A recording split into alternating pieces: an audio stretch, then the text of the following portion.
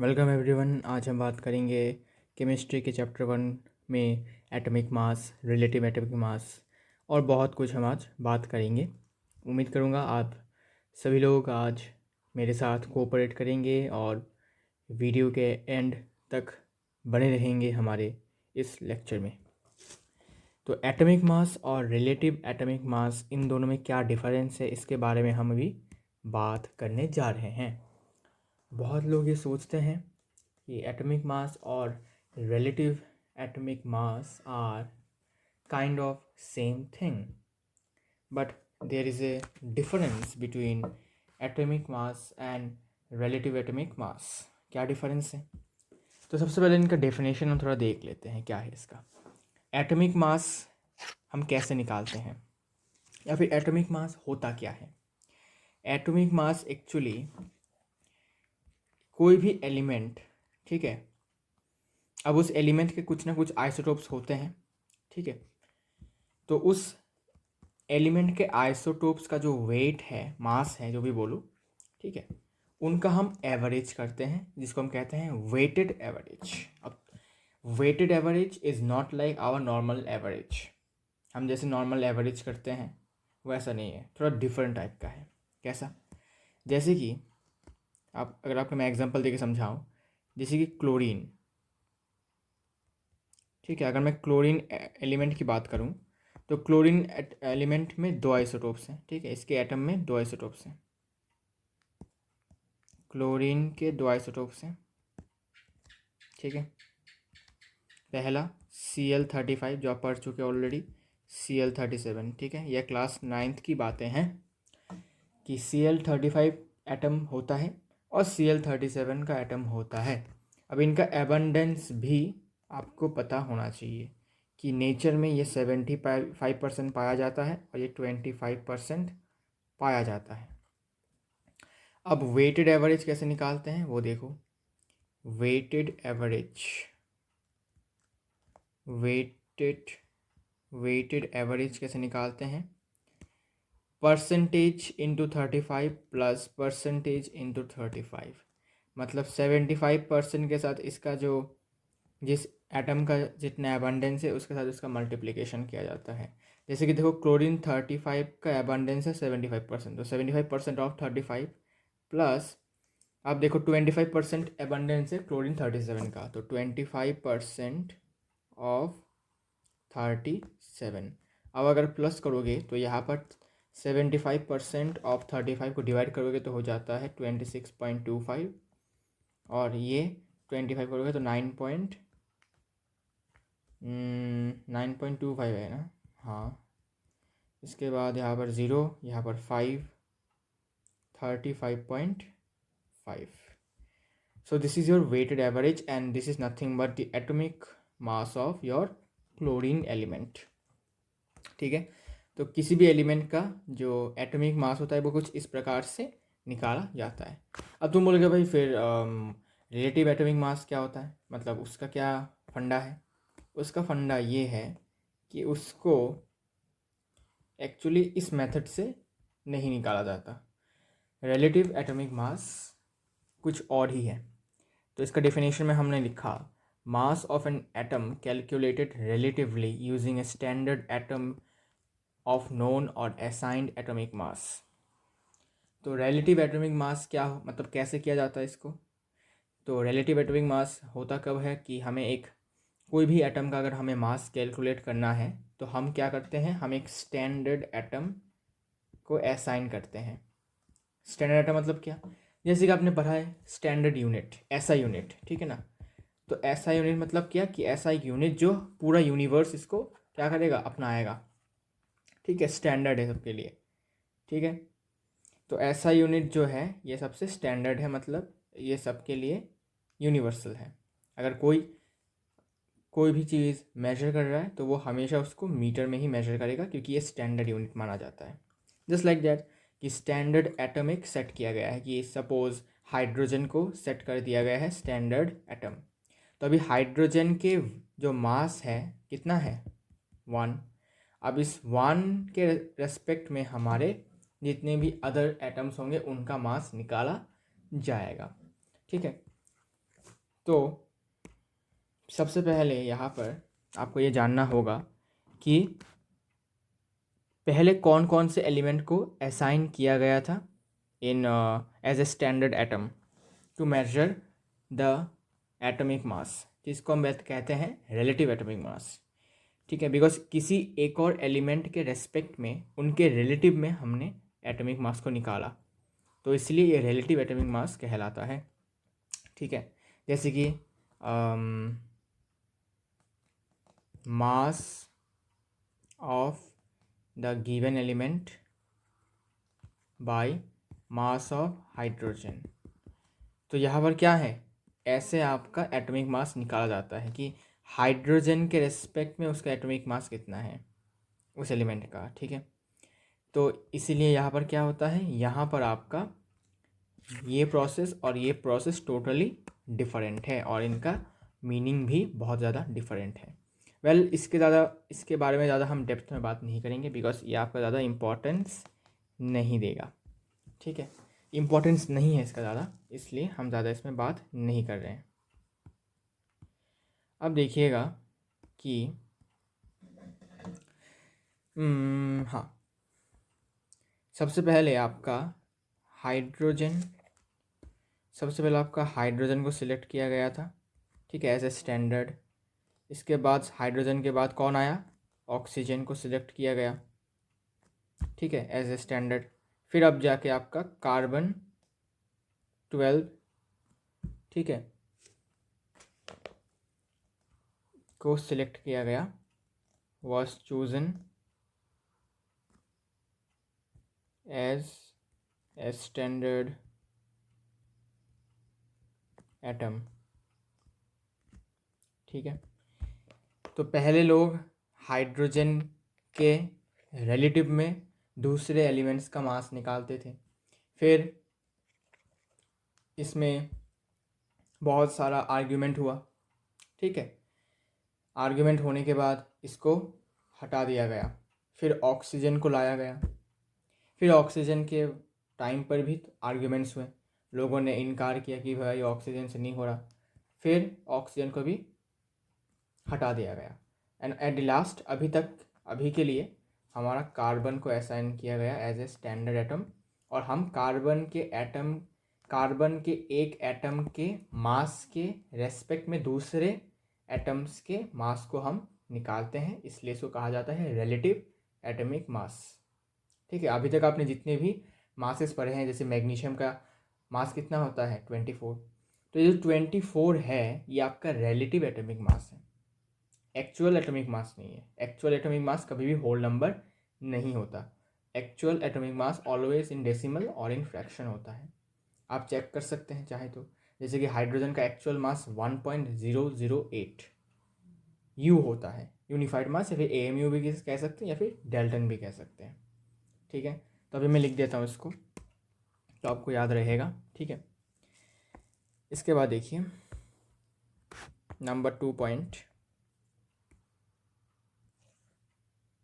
तो बहुत कुछ है अभी जानने को, लेकिन अभी ये ज़रूरत नहीं है। ठीक है, इसलिए मैं ज़्यादा बता नहीं रहा हूँ इसको लेकर, इम्पॉर्टेंट भी नहीं है इसलिए मैं ज़्यादा बताऊँगा नहीं।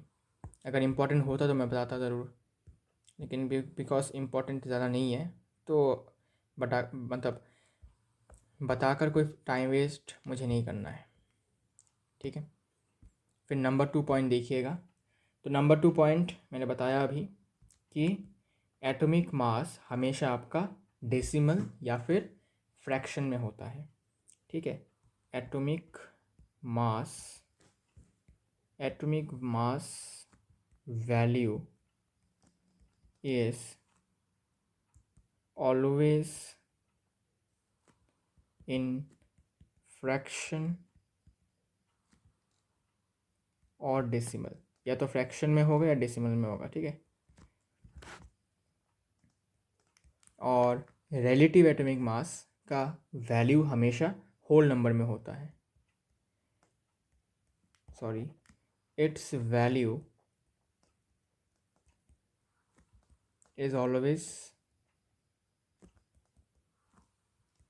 इन होल नंबर्स। तो ऑलवेज नहीं लिखूँगा, जनरली ठीक है, जनरली लिखता हूँ, जनरली इन होल नंबर्स। ठीक है, तो रिलेटिव एटॉमिक मास और एक्चुअल एटॉमिक मास में बहुत ज़्यादा डिफरेंस आपको अभी देखने को मिला। ठीक है, जैसे कि अगर मैं ये कहूँ कि जो आप मास पढ़ते हो एटॉमिक मास के नाम पर, वो आपका होता है रिलेटिव एटॉमिक मास। ठीक है, that is not your actual atomic mass. Actual atomic mass आप कभी पढ़ते नहीं हो। ठीक है, बिकॉज वो डेसिमल में होता है, तो याद रखना बहुत ज़्यादा टफ होता है।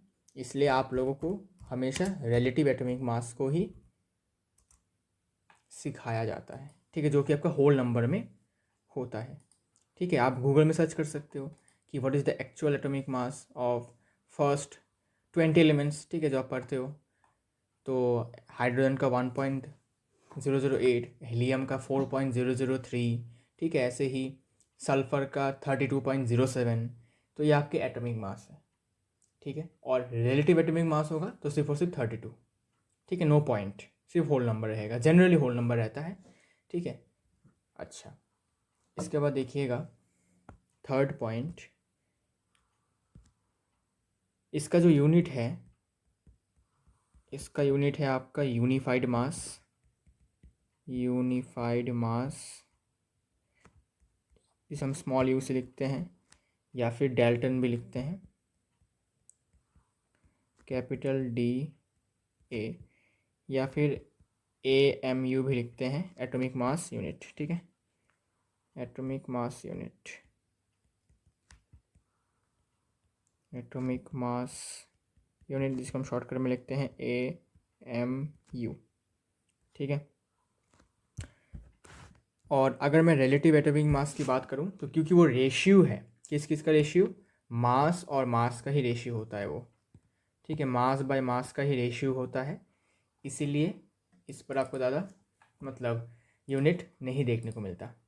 ठीक है, इसमें आपको यूनिट देखने को बिल्कुल भी नहीं मिलता, बिकॉज सेम चीज़ों का, ठीक है, यहाँ पर क्या होता है, रेशियो होता है। तो सेम चीज़ों का रेशियो होता है, तो यहाँ पर कोई यूनिट नहीं बचता।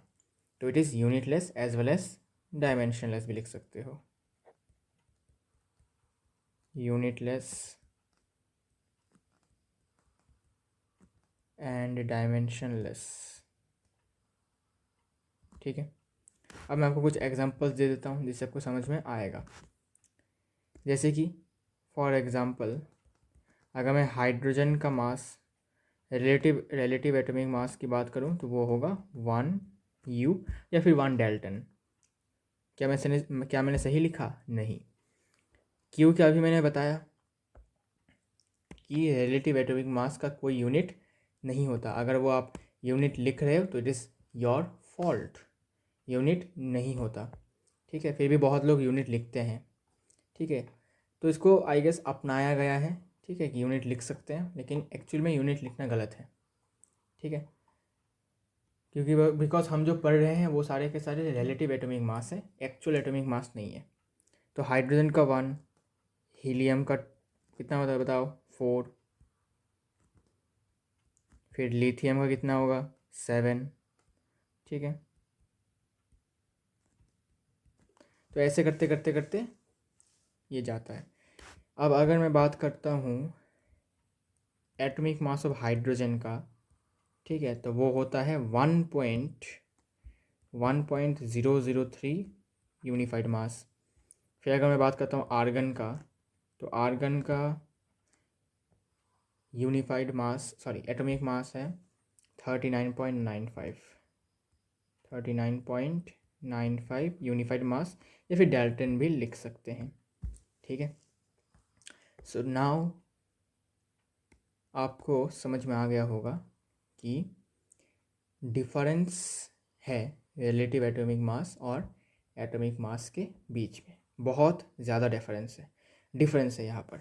ठीक है, जो हमें पहले लगता था कि बहुत ज़्यादा सिमिलर है दोनों चीज़ें, लेकिन यहाँ पर जाके दोनों चीज़ें पूरी तरह डाइवर्ट हो चुकी हैं। ठीक है, एक दूसरे से पूरी तरह अलग हो चुके हैं। इसी तरह हमारे पास है मॉलिक्यूलर मास, फिर रिलेटिव मॉलिक्यूलर मास, ठीक है, फॉर्मूला यूनिट मास और रिलेटिव फॉर्मूला यूनिट मास, ठीक है। तो इनके बारे में हम और क्या ही बात करें, बिकॉज ये सब बातें ऑलरेडी ईजी बातें हैं, ठीक है, और ज़्यादा ये काम भी आएगा नहीं आपको, तो मैं करवा के भी ज़्यादा टाइम वेस्ट नहीं करना चाहता, ठीक है। तो इसके बाद थोड़ा बात कर लेते हैं, फिर भी लिख लेते हैं। Molecular mass, molecular mass and relative molecular mass. तो एटॉमिक मास जैसा ही है, तो मॉलिक्यूलर मास और रिलेटिव मॉलिक्यूलर मास में डिफरेंस ये है कि रिलेटिव मॉलिक्यूलर मास में कोई यूनिट नहीं होता, मॉलिक्यूलर मास में यूनिट होगा। इसका वैल्यू आपका फ्रैक्शन डेसिमल में आएगा, इसका फ्रैक्शन में नहीं बल्कि होल नंबर में आएगा। सिंपल, सेम डिफरेंस है, नथिंग न्यू, ओके। तो सिंपली यहाँ पर क्या क्या होंगे, यहाँ पर आपको देखने को मिलेंगे, यूनिट होगा unified mass,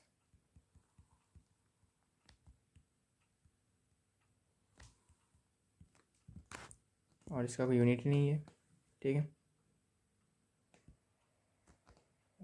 unit less and dimensionless, ठीक है,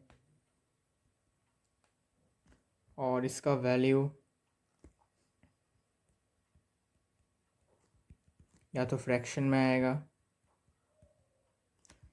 या तो डेसिमल में,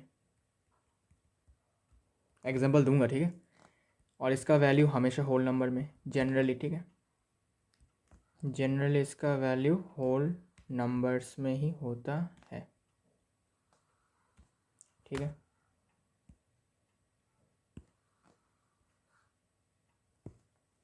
और क्या डिफरेंस हो सकता है बताओ, एग्जांपल देख लेते हैं सिंपल, और क्या चाहिए। देखो, फॉर एग्जांपल अगर मैं तुमसे कहूँ भाई कोई भी एक मॉलिक्यूल ले लो, भाई कोई भी एक मॉलिक्यूल, वाटर ले लो, कार्बन डाइऑक्साइड ले लो, ऑक्सीजन ले लो, फिर और क्या ले सकते हो भाई बताओ, सल्फर डाइऑक्साइड ले लो, नाइट्रोजन डाइऑक्साइड ले लो, कुछ भी ले लो, ठीक है। तो हम सबसे प्यारा हमारा दुलारा दुलारा वाटर, ठीक है। अब वाटर का अगर मैं मॉलिक्यूलर मास निकालूंगा तो मुझे हाइड्रोजन का एटॉमिक मास चाहिए होगा, जो कि है 1.008, और ऑक्सीजन का मुझे क्या चाहिए होगा, मास चाहिए होगा, वो भी एटॉमिक मास वाला और डेसिमल पॉइंट वाला। कितना होता है ऑक्सीजन का, कितना होता है, 16 होता है, ठीक है। एटॉमिक मास भी और आपका रिलेटिव एटॉमिक मास दोनों सेम ही होता है, 16 ही होता है, ठीक है। अच्छा जी, ये तो बहुत अच्छी बात है। इसके बाद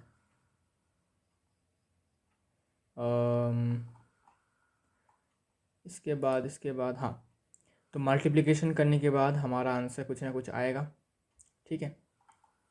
तो वो वैल्यूज हमें भी चेक करते हैं कि क्या आएगा और क्या नहीं, ठीक है, डिफरेंस क्या क्या आएगा और क्या नहीं, देखते हैं। तो अगर मैं इसका मास निकाल रहा हूँ, मॉलिक्यूलर मास, ठीक है, मॉलिक्यूलर मास लिख देता हूँ। तो मॉलिक्यूलर मास कितना आएगा देख लेते हैं। सो यहाँ पर 2 हाइड्रोजन, तो 2 इंटू 1.008 प्लस एक ही ऑक्सीजन है, तो सिर्फ और सिर्फ 16, ठीक है। तो ये मल्टीप्लिकेशन करेंगे तो यहाँ पर 16, यहाँ पर 1, 0.2 प्लस 16, 18.016 यू, ठीक है, यूनिफाइड मास, ठीक है। कैलकुलेशन ठीक है कि नहीं देखो, समझ आया। तो मॉलिक्यूलर मास में यूनिट होगा यू, लेकिन अगर मैं इसका मैं निकाल लेता हूँ रिलेटिव मॉलिक्यूलर मास, अगर मैं निकालूंगा तो मुझे कोई यूनिट भी नहीं मिलेगा। और अब हमें क्या चेक करने हैं, अब मुझे हाइड्रोजन का रिलेटिव एटॉमिक मास लेना है और ऑक्सीजन का भी रिलेटिव एटॉमिक मास लेना है। तो हाइड्रोजन का रिलेटिव एटॉमिक मास 1 होता है और ऑक्सीजन का 16, तो यहाँ पर हो जाता है 18, और इसका कोई यूनिट नहीं होगा, there will be no unit. Okay, अच्छा, समझ आ गया होगा आपको, क्लियर बात हो गया होगा, ठीक है, it will be clear. Okay, और ज़्यादा इसमें हमें और कुछ बात करने का तो है नहीं, सिंपल है, सिंपल चीज़ें। अच्छा, फार्मूला यूनिट मास, और वो भी बता देता हूँ क्या होता है, ठीक है, अगर ज़रूरत पड़ेगा तो वेरी गुड, अगर नहीं पड़ा तो कोई दिक्कत नहीं है, ठीक है। इसके बाद law of chemical conservation sorry law of chemical combination आ जाएंगे, ठीक है, उसके ऊपर बहुत सारे क्वेश्चन बन जाते हैं, ठीक है। सो इसीलिए जितना जल्दी हो सके हम मोल कॉन्सेप्ट तक पहुंचने की कोशिश करेंगे, ठीक है, बिकॉज बहुत ज़्यादा डिले हो चुका है वैसे भी, इसलिए formula unit mass, formula unit mass and relative formula unit mass, ठीक है, सेम डिफरेंस है इसमें जो। अच्छा, फार्मूला यूनिट मास किसके लिए यूज़ होता है आपको समझना पड़ेगा। फार्मूला यूनिट हम यूज़ करते हैं स्पेशली आयोनिक कंपाउंड्स के लिए, ठीक है, आयोनिक कंपाउंड्स के लिए सिर्फ और सिर्फ फार्मूला यूनिट टर्म हमारा यूज़ होता है। जैसे कि मैंने आपको क्लास 10th में बताया था acid base and salt chapter में, जब मैंने आपको क्रिस्टल लेटिस के बारे में बताया था, तो क्रिस्टल लेटिस में क्या होता है कि अगर मैं NaCl का क्रिस्टल स्ट्रक्चर लेता हूँ, NaCl सॉल्ट का, NaCl क्या है, आयोनिक कंपाउंड है, तो इसमें भी एक फार्मूला यूनिट होगा। तो Na बैठता है सारे के सारे Cl कॉर्नर्स में, ठीक है, Cl कॉर्नर्स में बैठेगा, NaH के मिडिल में बैठेगा, ठीक है, तो Na और Cl मिलकर एक बनता है फार्मूला यूनिट, ठीक है, ये दोनों मिलकर एक फार्मूला यूनिट बनता है, ठीक है, सिंपल, और ज़्यादा इसमें डेप्थ में नहीं जाऊँगा, ठीक है। तो जैसे कि मेरे पास क्या है, NaCl ले लेते सिंपल, ठीक है, तो एग्जांपल से मैं डायरेक्ट बता देता हूँ। अगर मैं लेता हूँ फॉर एग्जांपल NaCl, तो NaCl का मास क्या क्या आएगा डिफरेंट केसेस में। एग्जांपल NaCl, अगर NaCl का हमें फार्मूला यूनिट मास निकालना है तो क्या होगा, तो फार्मूला यूनिट मास के लिए हमें क्या लेना पड़ेगा, फार्मूला यूनिट मास के लिए हमें वैल्यूज़ भी हमें एटॉमिक मास वाले लेने पड़ेंगे, मतलब फ्रैक्शन वाले। तो सोडियम का फ्रैक्शनल वैल्यू कितना होता है, 22.99, ठीक है, तो ये होता है 22.99 प्लस क्लोरीन का कितना होता है, क्लोरीन का होता है 35.45 होता है एक्चुअली, लेकिन हम इसको 5 लेते हैं फ़िलहाल, ठीक है। यू होगा, सॉरी यू नहीं होगा, रुको, इसका तो फॉर्मूला कंपाउंड मॉलिक्यूल ही तो है, लेकिन फार्मूला यूनिट वाला है, तो NaCl का एक्चुअली यूनिट मास, अच्छा ठीक है, एक्चुअली इसमें 453 ले लो, ठीक है, इसका एक्चुअल मास इतना होता है, ठीक है, वो तो हम अप्रॉक्सीमेटली ले लेते हैं 35.5, जो कि इसका रिलेटिव एटॉमिक मास होता है, ठीक है। तो बहुत कन्फ्यूजन है केमिस्ट्री में, लेकिन फिर भी हम इसको थोड़ा कोप अप करने की कोशिश करेंगे, ठीक है। तो प्लस करिएगा इसको, प्लस करने के बाद इसका यूनिट आपका यू में दे सकते हो या AMU भी दे सकते हो, कोई दिक्कत वाली बात ही नहीं है, ठीक है, यू में ही दो, बिकॉज है तो भाई आपका वन काइंड ऑफ मॉलिक्यूल ही है, ठीक है, बस जस्ट बिकॉज आयनिक कंपाउंड का है इसलिए फार्मूला यूनिट कहते हैं, लेकिन एक्चुअली है तो मॉलिक्यूल ही है ना। तो याद रखना है कि मॉलिक्यूलर मास आपका यूज़ होता है कोवैलेंट कंपाउंड के लिए, ठीक है, ये भी बता देता हूँ, it is use for covalent compound, और कोवैलेंट कंपाउंड का एक और नाम क्या है, मॉलिक्यूलर कंपाउंड। सब कुछ 10th की बातें हैं, अगर 10th अच्छे से पढ़ा है तो समझ में सब कुछ आएगा, ठीक है, और 10th अगर नहीं पढ़ा तब दिक्कतें होंगी। और फॉर्मूला यूनिट आयोनिक कंपाउंड के लिए बता सकते हो? आयोनिक कंपाउंड का दूसरा नाम क्या है? Electrovalent compound. लिखने की जगह नहीं है, यहाँ लिख देता हूँ, इलेक्ट्रोवैलेंट कंपाउंड। बहुत इजी है भाई क्लास 10th, ठीक है, as compare to class 11th। ठीक है, तो क्लास 10th में अगर आप अच्छे से पढ़ लेते हो तो कुछ ना कुछ इन्फॉर्मेटिव अगर आप सीख लेते हो क्लास 10th में तो वो ज़रूर से काम आएगा आपके 11th में। ठीक है, इसके बाद इसको प्लस करेंगे तो यहाँ पर 2 डेसिमल प्लेस तक रखते हैं, प्लस करेंगे तो यहाँ पर 58.44 U या फिर AMU भी लिख सकते हो, कोई दिक्कत वाली बात नहीं है। ओके, ये होगा आपका फॉर्मूला यूनिट मास, जहाँ पर आपके जितने भी एलिमेंट्स हैं उन सबका मैंने एटॉमिक मास लिया है। और अगर रिलेटिव फॉर्मूला यूनिट मास की बात करूँ तो वहाँ पर क्या हो जाएगा, मुझे रिलेटिव एटॉमिक मास लेने हैं, सिंपल, मतलब होल नंबर वाले, रिलेटिव फार्मूला यूनिट मास, तो इसमें वैल्यू कुछ अलग आएगा। ठीक है, तो यहाँ पर सेम चीज़ मैं कर रहा हूँ। तो सोडियम का होता है रिलेटिव एटॉमिक मास 23 और क्लोरीन का 35.5, प्लस करो तो 0.5 रहेगा और यहाँ पर 58.5 इस द आंसर, यूनिट नहीं होगा। ठीक है, ओके, इसके बाद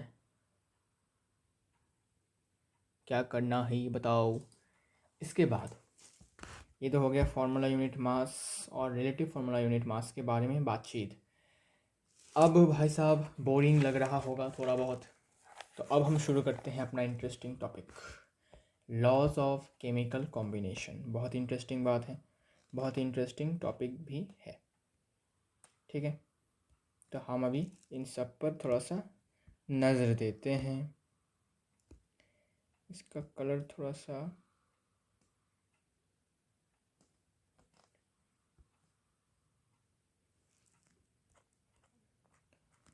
लॉज ऑफ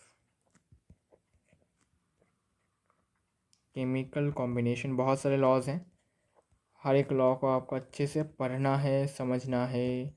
ठीक है, कुछ एक्सेप्शंस भी हैं हर एक लॉ में, तो उन एक्सेप्शंस को भी आपको देखते हुए चलना है। ठीक है, भूलना नहीं है। तुमको बता दूंगा मैं क्या क्या एक्सेप्शंस होते हैं। ठीक है, अभी के लिए हम थोड़ा सा पढ़ते हैं। ठीक है, तो क्या लॉ है? सबसे पहले नंबर 1 लॉ, ये आप पढ़ चुके हो ऑलरेडी, बताओ क्या हो सकता है? Law of conservation of mass. ठीक है, law of conservation of mass. और ये लॉ क्या कहता है? कानून है भाई, लॉ है, कानून है, तो कानून को मानना तो पड़ेगा। तो कानून ये कहता है कि अगर कोई भी केमिकल रिएक्शन हो रहा है, ठीक है, तो जो मास होता है रिएक्टेंट्स का और प्रोडक्ट्स का, वो हमेशा कॉन्जर्व्ड रहता है। ठीक है, कॉन्जर्व्ड का मतलब क्या है कि मास जो है वो चेंज नहीं होता।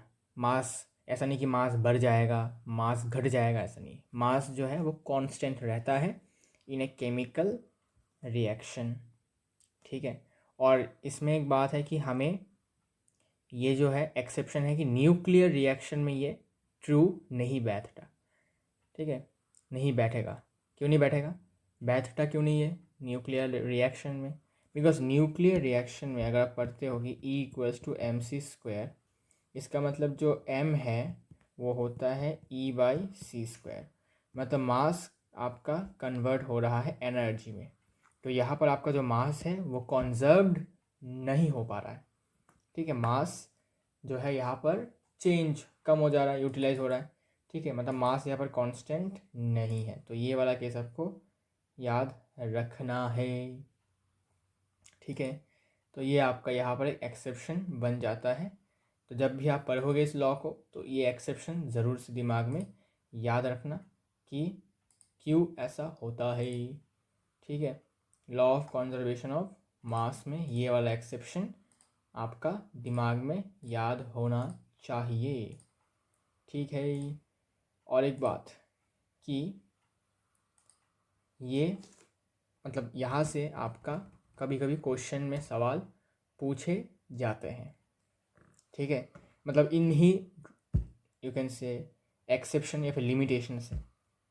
ठीक है, सो पहले हम लिखते हैं इस लॉ को, फिर हम इसके लिमिटेशन को लिखेंगे।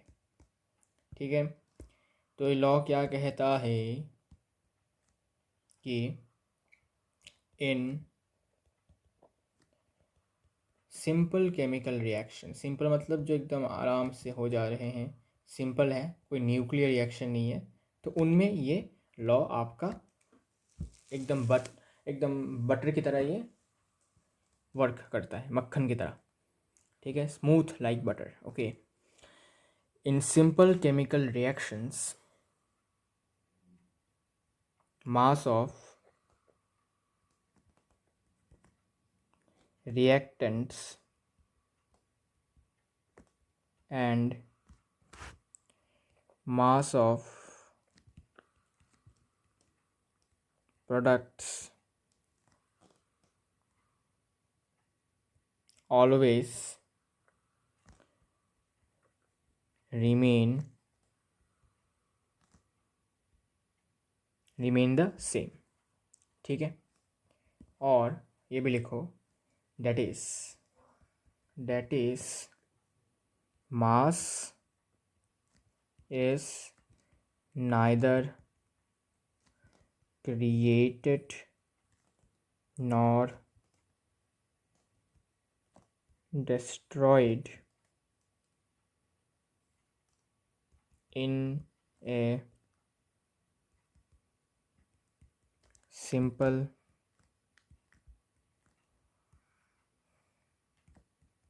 Chemical reaction. ठीक है, और इसका लिमिटेशन ये है कि न्यूक्लियर रिएक्शन में ये ट्रू नहीं होता, एप्लीकेबल नहीं होता। फॉर एग्जांपल ले लेता हूँ, जैसे कि एग्जांपल क्या लिया जा सकता है, H2 + O2 gives H2O। ठीक है, तो देखो भाई, बैलेंस करना पड़ेगा सबसे पहले, तो बैलेंस करने के बिना ये आंसर नहीं आएगा। ठीक है, अब भाई बताओ यहाँ पर हाइड्रोजन का मास कितना होगा,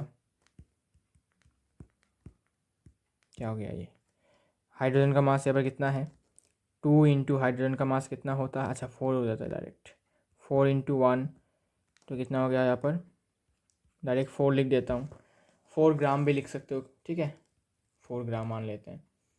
यहाँ पर ऑक्सीजन का कितना है, 16 इंटू 32 ग्राम, और यहाँ पर 2 इंटू वाटर का कितना होता है, 18, सो कितना हुआ 36, डायरेक्ट लिख देता हूँ भाई 36 ग्राम। तो देखो, रिएक्टेंट साइड में जो टोटल मास है और प्रोडक्ट साइड में जो टोटल मास है, दोनों बराबर है कि नहीं बताओ। जी हाँ, दे आर इक्वल। ओके, तो ये आपका भाई बचपन वाला फॉर्मूला है क्लास 9th का। ठीक है, इसमें ज़्यादा हम अभी टाइम वेस्ट नहीं करेंगे। अब इसके लिमिटेशन के बारे में बात करते हैं कि लिमिटेशंस क्या क्या है।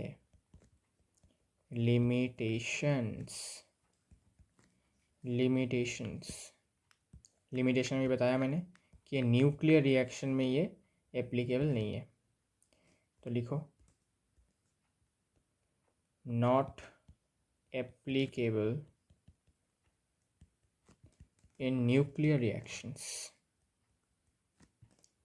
न्यूक्लियर रिएक्शंस में ये एप्लीकेबल नहीं होता, बिकॉज न्यूक्लियर रिएक्शन में mass is converted into energy. Bracket में लिख सकते हो कि न्यूक्लियर रिएक्शन में क्यों एप्लीकेबल नहीं होता, बिकॉज न्यूक्लियर रिएक्शन में आपका जो मास है वो कन्वर्ट हो जाता है, इस कन्वर्टेड इनटू एनर्जी। ठीक है, मास जो है वो एनर्जी में कन्वर्टेड हो जाता है, ठीक है।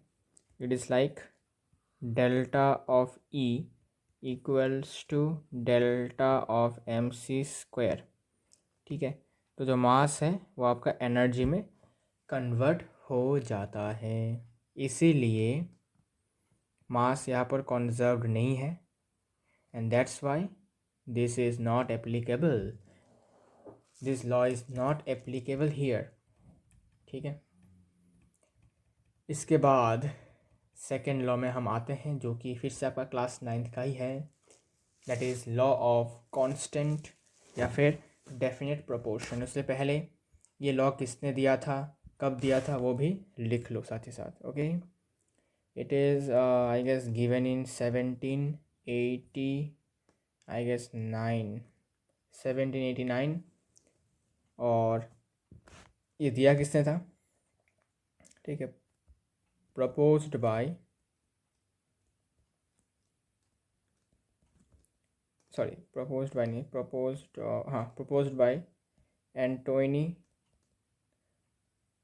Laurent Lavoisier,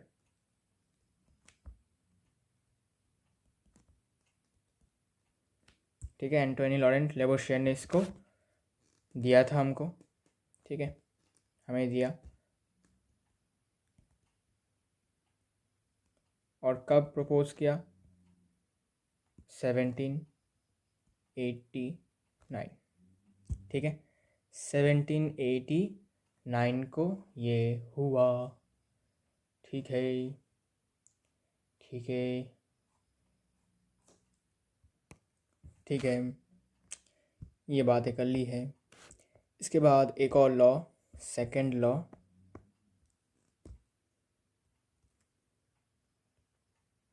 law of constant या फिर डेफिनेट प्रोपोर्शन, ठीक है। बहुत बच्चों वाला लॉ है।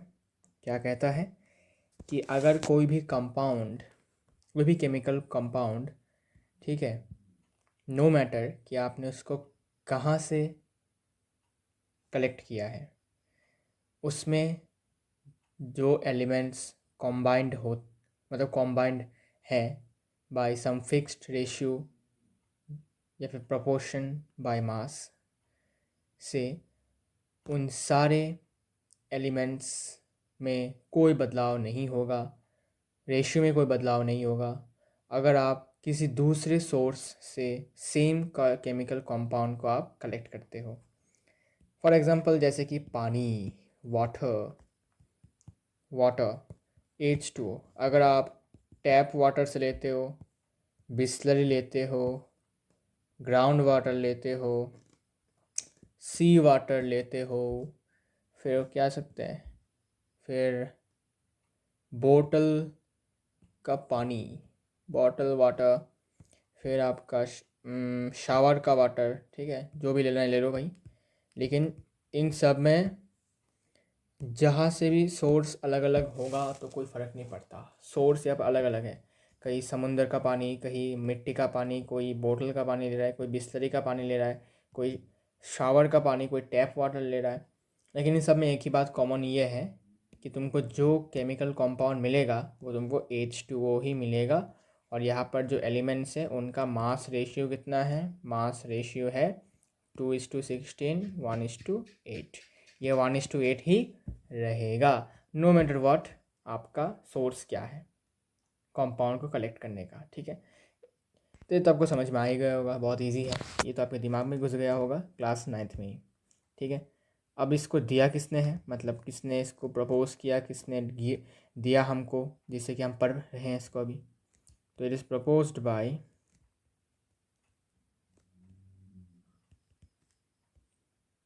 जे एल प्रोस्ट, ठीक है। इसका स्पेलिंग मुझे नहीं पता भाई कैसे लेते हैं, प्रोस्ट या प्राउस्ट पता नहीं कैसे है, लेकिन जैसा भी है आपको तो सीखना पड़ेगा, याद रखना है, ठीक है। और कब इसको भाई उन्होंने हमको बताया, डेट या फिर साल कौन सा था, 1794, ठीक है।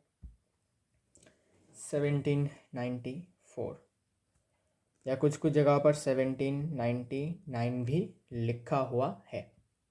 ठीक है, अच्छा भाई, कोई बात नहीं। तो व्हाट डज इट से, ये लिख लेते हैं, इनका स्टेटमेंट क्या है।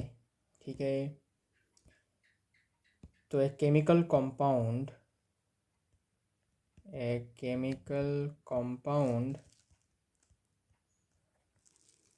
is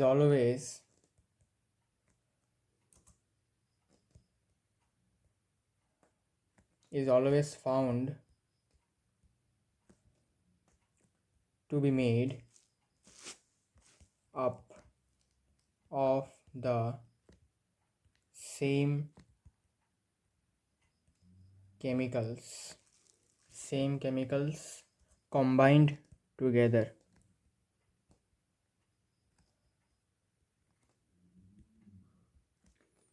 in the same fixed proportion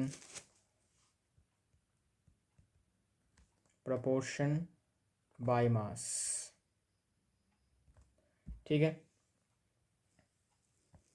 example तो मैंने बता दिया था, फिर भी ले लेते हैं एग्जाम्पल, जैसे कि पानी पानी पानी।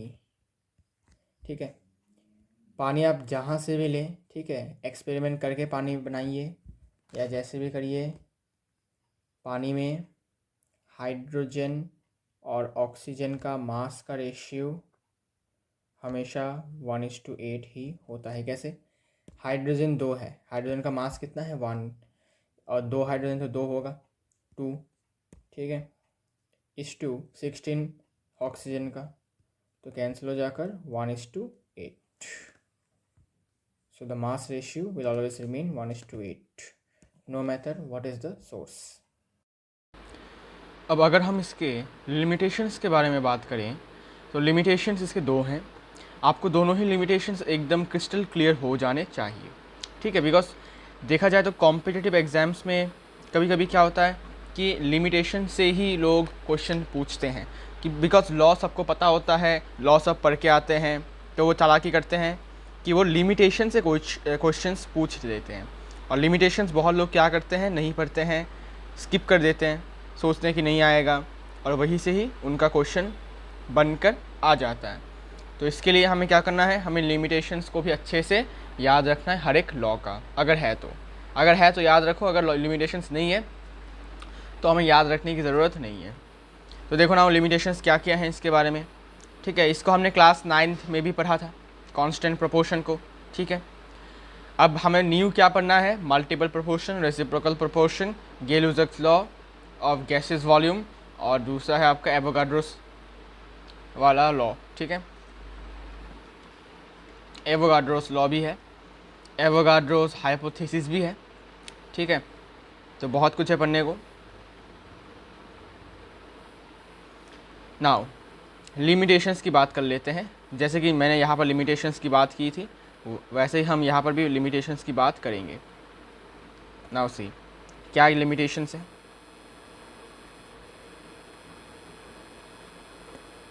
सो 2 लिमिटेशंस है, मैं पहला वाला बताता हूँ, इसके बाद दूसरा वाला बताऊँगा। ठीक है, पहला लिमिटेशन ये है, first limitation is this law is not applicable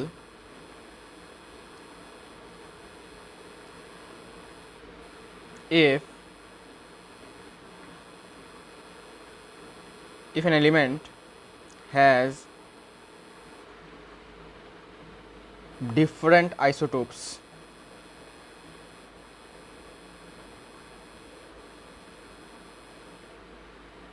which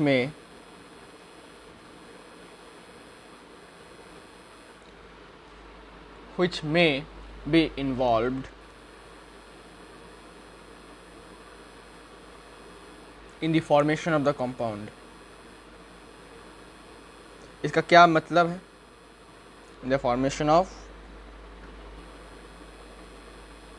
compound।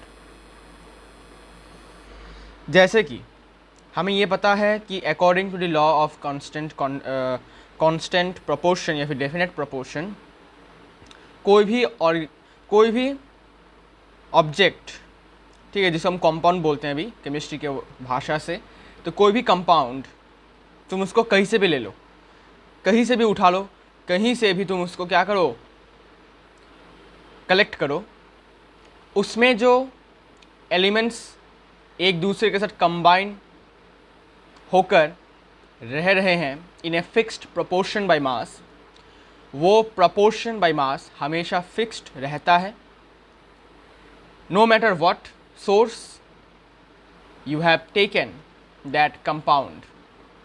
ठीक है, कोई भी सोर्स हो, कहीं से भी आपने उठा लाया हो उस कंपाउंड को, उस कंपाउंड में जो एलिमेंट्स के कंबाइनिंग रेशियो है, मास रेशियो, वो आपका हमेशा फिक्स्ड रहता है। ये था आपका कांस्टेंट प्रोपोर्शन का लॉ। अब इसका लिमिटेशन ये है कि कुछ एलिमेंट्स के आइसोटोप्स भी होते हैं, है ना, जैसे कार्बन के 2 आइसोटोप्स हैं, क्लोरीन के 2 आइसोटोप्स हैं, हाइड्रोजन के 3 आइसोटोप्स हैं। ऐसे ही बहुत सारे एलिमेंट्स हैं जिनके बहुत सारे आइसोटोप्स होते हैं। अब अगर आइसोटोप्स होते हैं तो ये चांसेस ये है कि हो सकता है कि ये लॉ वहाँ पर एप्लीकेबल ना हो। कैसे, आइए आपको मैं एग्जांपल से दिखाता हूँ। फॉर एग्जांपल मैं कार्बन डाइऑक्साइड को लेता हूँ, ठीक है, वाटर को भी ले सकता हूँ, ठीक है, एक को एक हम ले सकते हैं। तो देखो कार्बन को लेते हैं, कार्बन डाइऑक्साइड, ठीक है। Now this carbon dioxide can be made using 2 elements of carbon और you can say 2 isotopes of carbon. ये जो कार्बन डाइऑक्साइड है ये आपका 2 तरीके से बन सकता है। कैसा, पहला ये बन सकता है 12 कार्बन एटम से या फिर आइसोटोप से, और दूसरा ये बन सकता है 14 कार्बन आइसोटोप से। तो देखो carbon dioxide can be made using 2 isotopes of carbon, that is carbon 12 isotope and second is carbon 14 isotope. मुझे बताओ, अगर दोनों आइसोटोप्स डिफरेंट मास नंबर्स के हैं या फिर डिफरेंट एटॉमिक मास के हैं, तो क्या इनका मास रेशियो सेम, मतलब मास, इसका जो मास रेशियो है क्या वो सेम आएगा?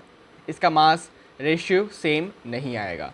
इसका मतलब कॉम्पाउंड सेम है, कार्बन डाइऑक्साइड ही है, लेकिन due to the introduction of the isotopes, different isotopes which is involved in the formation of the compound, they made the proportion by mass variable, not same. तो according to the law तो कहता है कि तुम कहीं से भी उठा लाओ, उसमें जो मास रेशियो होगा, कंपाउंड्स का प्रोपोर्शन होगा, वो सेम रहेगा, जैसे कि वाटर का 1:8 रहेगा हमेशा। तो कार्बन डाइऑक्साइड गैस का, वैसे कार्बन डाइऑक्साइड का कितना रहता है वैसे, अगर मैं 12 का ले लूँ सिर्फ और सिर्फ, तो देखो अगर मैं कार्बन और इसका रेशियो निकालता हूँ तो कार्बन का मास यहाँ पर 12 है, ऑक्सीजन का 16 है, लेकिन यहाँ पर 2 ऑक्सीजन के एटम है तो 16 × 2 32। और इसमें कितना है, इसमें कार्बन का मास कितना है, इसमें कार्बन का मास 14 है और इसमें ऑक्सीजन का मास कितना 32 है। तो इसका रेशियो और इसका रेशियो क्या सेम है? जी नहीं। This 2 ratios are not same. तो इसका रेशियो कितना बन जाता है भाई? 6:16, 6 8:8। अच्छा रुको, मैं थोड़ा कैंसिल करता हूँ, 6 और यहाँ पर 8 16, यहाँ पर 3, यहाँ पर 8, 3:8, और यहाँ पर कितना बनता है? 7:16, राइट। तो क्या दोनों का मास रेशियो या फिर प्रोपोर्शन सेम है? जी नहीं। तो यहाँ पर ये जो लॉ है, यहाँ पर ये एप्लीकेबल नहीं है। लॉ तो कहता है कि कार्बन डाइऑक्साइड आप कहीं से भी उठा लो, ठीक है, उसका जो मास रेशियो होगा वो हमेशा सेम होगा हर समय, लेकिन यहाँ पर मास रेशियो आपका डिफरेंट आ रहा है, क्योंकि इस लॉ ने ये नहीं बताया कि उसके अंदर अगर एलिमेंट के डिफरेंट आइसोटोप्स होंगे तो उनका मास रेशियो डिफरेंट आ जाएगा। ये लॉ ने नहीं बताया, इसलिए ये जो लिमिटेशन है ये यहाँ पर बन जाता है इस लॉ के लिए। समझ आया? तो इस लॉ का लिमिटेशन क्या है? कि अगर वो कंपाउंड में कोई एक एलिमेंट है जिसका एक आइसोटोप है, दो से एक और आइसोटोप है, तो हो सकता है कि ये लॉ उसमें एप्लीकेबल ना हो, बिकॉज जब भी एक नया वाला आइसोटोप आएगा तो उस नए आइसोटोप का मास डिफरेंट होगा पहले वाला आइसोटोप से। ये तो सही बात है, जी हाँ। तो क्या होगा, मास रेशियो का सेम आएगा? जी नहीं। अब देख सकते हो मास रेशियो सेम नहीं है, mass ratio is not same, ठीक है। अच्छा, इसके बाद एक और बात, एक और लिमिटेशन है इसमें, ठीक है, उसको हम देखते हैं थोड़ा सा। दूसरा limitation is very very important, ठीक है। दूसरा limitation is very very important. दूसरा लिमिटेशन बहुत लोग समझ नहीं पाते हैं, और मैं क्या करूँगा, इसको मैं आपको पूरी तरीके से समझाने की कोशिश करूँगा। दूसरा है vice versa is not true. Vice versa isn't true. अगर इस लॉ का जो वाइस वर्सा होता है वो आपका ट्रू बिल्कुल भी नहीं होता है। ट्रू क्यों नहीं होता है? ठीक है, तो इसका स्टेटमेंट लिख सकते हो कि elements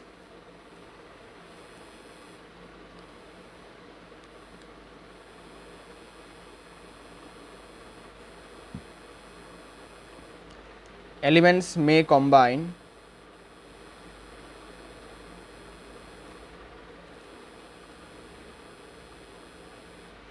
in the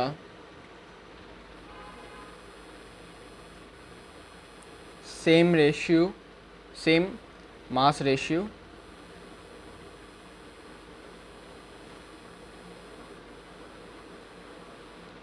but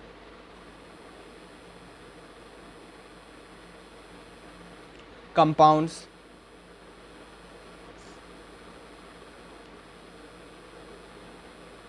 can be different. अब इस लिमिटेशन को बहुत लोग समझ नहीं पाते हैं, तो मैं ट्राई करूँगा इसको बेस्ट आपको समझाने की, ठीक है। तो देखिए, ये लॉ का अगर आप स्टेटमेंट पढ़ोगे तो ये कहता है कि कोई भी केमिकल कंपाउंड, आपने इसको कहीं से भी ख़रीदा हो, कहीं से भी आपने इसको कलेक्ट किया हो, नो मैटर व्हाट, उस कंपाउंड में जितने भी एलिमेंट्स कंबाइंड हैं, जितने भी केमिकल्स कंबाइंड है एक साथ, उनका फिक्स्ड प्रोपोर्शन बाय मास रहता ही रहता है, ठीक है। अगर मैं इसको उल्टी तरीके से कहूँ, तो मतलब वाइस वर्सा कहूँ, तो मतलब उल्टी तरीके से कहूँ कि अगर जितने भी एक कंपाउंड के अंदर अगर जितने भी केमिकल्स हैं, एलिमेंट्स हैं, अगर वो सेम रेशियो में कंबाइन हो रहे हैं, तो जितने भी कंपाउंड्स होंगे वो कंपाउंड्स सेम हो भी सकते हैं या फिर ना भी हो सकते हैं, ठीक है। आई होप कि थोड़ा बहुत आपको क्लैरिटी मिल गया होगा, लेकिन आई नो बहुत लोगों का अभी भी कन्फ्यूजन बन चुका है कि भाई कहना क्या चाहते हो। तो इसको ऐसे समझते हैं, हमारे लॉ के अनुसार कोई भी केमिकल कंपाउंड हो, ठीक है, सपोज़ दो केमिकल कंपाउंड है, जैसे कि वाटर, इसमें भी वाटर, तो दोनों ही केमिकल कंपाउंड क्या है, सेम है। और सेम मतलब क्या, कि दोनों में ही जो आपका एलिमेंट्स हैं वो आपका फिक्स्ड रेशियो में क्या करेंगे, कंबाइन होंगे। लेकिन अगर ऐसा केस हुआ कि दो अननोन, सपोज़ दो अननोन कंपाउंड्स हैं, देखा जा रहा है कि दोनों ही अननोन कंपाउंड्स में, मतलब डिफरेंट कंपाउंड्स, अननोन नहीं डिफरेंट है, ठीक है, सपोज ये एक्स है ये वाई है, डिफरेंट है, दोनों अननोन नहीं है, दो कंपाउंड्स हैं, ठीक है, डिफरेंट कंपाउंड्स एक दूसरे के साथ। लेकिन जब हमने उनका मास रेशियो चेक किया दोनों कंपाउंड्स का, तो मास रेशियो फिक्स्ड आ रहा था, मास रेशियो फिक्स्ड आ रहा था दोनों ही कंपाउंड्स में। तो ये ज़रूरी नहीं है कि दोनों कंपाउंड्स आपका सेम हो, जैसे कि इस वाले केस में हुआ था। इस वाले केस में क्या हुआ था, इस वाले केस में हमने दो सेम कंपाउंड्स को लिया, उनके बीच में मास रेशियो निकाला, इसका मास रेशियो निकाला, इसका मास रेशियो निकाला, सेम आया, इसका मतलब दोनों कंपाउंड सेम होंगे। तो दोनों हमने सेम कंपाउंड्स लिए हैं, तो इसका मतलब उनका मास रेशियो हमने निकाला तो सेम निकला, इसका मतलब इन दो कंपाउंड्स में जो एलिमेंट्स होंगे उनका रेशियो फिक्स्ड है, या फिर कह सकते हो, एक और तरीके से कह सकते हो कि उनके बीच में जो परसेंटेज है सारे एलिमेंट्स का वो सेम है, परसेंटेज कॉम्पोजिशन। इसके बारे में हम यहाँ पर बात कर सकते थे कि तुम यहाँ पर भी देख सकते हो, इसको मैं बता देता हूँ, एक्चुअली इंपॉर्टेंट बात है। तो अगर मैं देखूँ कि लॉ ऑफ कांस्टेंट प्रोपोर्शन है कि नहीं, तो मैं दो तरीके से देख सकता हूँ। पहला कि मास रेशियो चेक करूँगा, मास रेशियो चेक करूँगा। दूसरा परसेंटेज कॉम्पोजिशन देखूँगा कि हाइड्रोजन कितना परसेंटेज है और ऑक्सीजन कितना परसेंटेज है इन H2O। कैसे करते हैं इसको, आइए दिखाता हूँ। तो percentage of hydrogen in H2O कैसे निकालेंगे। सबसे पहले हाइड्रोजन का कितना मास है H2O में वो निकालते हैं। तो हाइड्रोजन का यहाँ पर कितने मास है भाई, 2 ग्राम है, डिवाइडेड बाय पूरे कंपाउंड का कितना मास है। H2O का मास कितना होता है, 18 ग्राम। तो कुछ कुछ कंपाउंड्स के कुछ कंपाउंड्स का वेट आपको याद रखनी चाहिए, इंटू 100%। ठीक है, तो कितना आएगा भाई,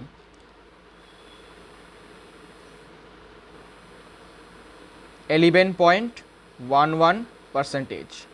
ठीक है, 11.11% आपका यहाँ पर क्या आ गया है, इतना परसेंटेज आपका यहाँ पर हाइड्रोजन आ गया है। तो इस कंपाउंड में 11.11% कितना है, 11.11% आपका क्या है। रुको मैं फिर भी चेक कर लेता हूँ डिवाइड अच्छा से हुआ कि नहीं। हाँ ठीक है, तो इतना परसेंटेज आपका हाइड्रोजन मौजूद है। अब देखते हैं कि ऑक्सीजन कितना परसेंटेज मौजूद है।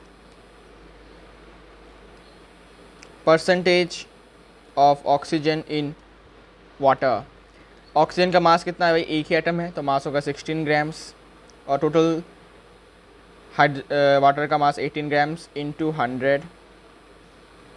ग्राम ग्राम कैंसिल यहाँ से भी है ना, ये आपका 8, ये आपका 9, तो ये हो जाएगा 88.88।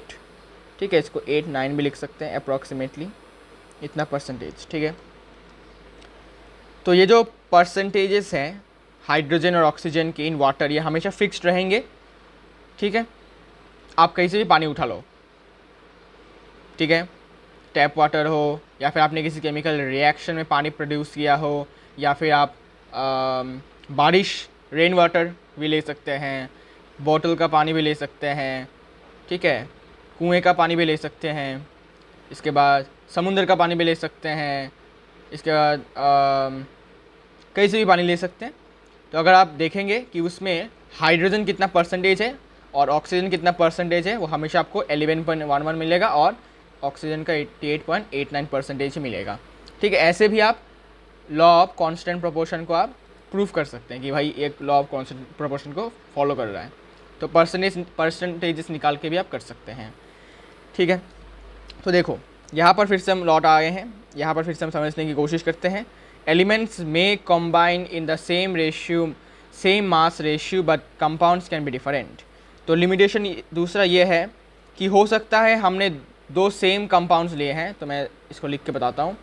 मान लीजिए हमने दो सेम कंपाउंड्स लिए हैं H2O और H2O। ठीक है,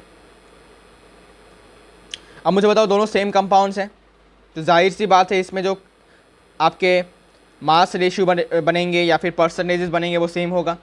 तो मैं ऐसा लिख सकता हूँ, इन दोनों से क्या लिख सकता हूँ, इन दोनों से मैं ऐसा लिख सकता हूँ,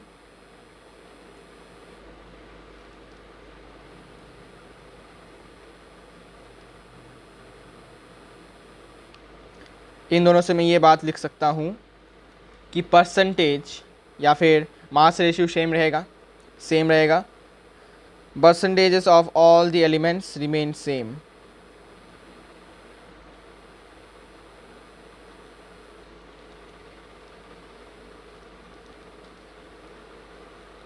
ठीक है, कांस्टेंट रहेगा या फिर सेम रहेगा, बिकॉज यहाँ पर हाइड्रोजन का परसेंटेज होगा आपका 11.11%, यहाँ भी हाइड्रोजन का परसेंटेज 11.11%, यहाँ पर ऑक्सीजन का परसेंटेज 88.89%, यहाँ भी ऑक्सीजन का 88.89% सिंपल। तो हमने ये देखा लॉ के अनुसार दो केमिकल कंपाउंड्स हैं, ठीक है, वो दोनों सेम कंपाउंड्स हैं। ओके ठीक है भाई, तो उसके अंदर जो रहने वाले एलिमेंट्स हैं उनका परसेंटेज हमेशा सेम रहेगा। ये अकॉर्डिंग टू द लॉ, हमारे लॉ में ये मेंशन्ड है, हमारे लॉ यही कहता है। ठीक है, अगर सेम कंपाउंड है तो उसमें रहने वाले केमिकल एलिमेंट्स के परसेंटेजेस या फिर मास रेशियो सब वगैरह वगैरह सब कुछ सेम रहेगा। तो हमारा लॉ है, हमारे लॉ में यही कहा गया था कि अगर सेम केमिकल कंपाउंड है, ठीक है, सेम केमिकल कंपाउंड अगर तुम कहीं से उठा लेते हो तो उसमें मौजूद जितने भी एलिमेंट्स होंगे वो आपके सेम रेशियो बाय मास में रहेंगे या फिर उनका परसेंटेजेस सेम रहेगा। दोनों में से एक भी कह सकते हो, कोई दिक्कत नहीं है।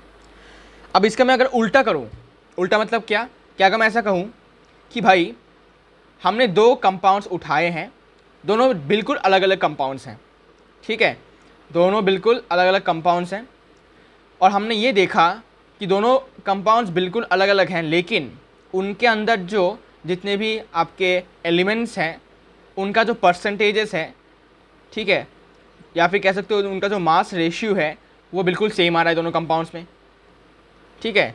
But the fact is those compounds are totally different from each other, but the mass ratio and the percentages of the elements present in that compounds, ठीक है, are the same.